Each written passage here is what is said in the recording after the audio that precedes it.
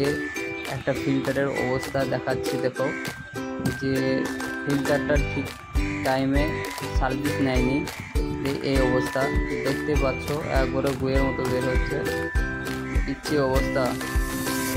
তো বন্ধুরা তোমাদের বলছি যে ফিল্টার যদি বাড়িতে থাকে তো ঠিক টাইমে মিস্ত্রি এনে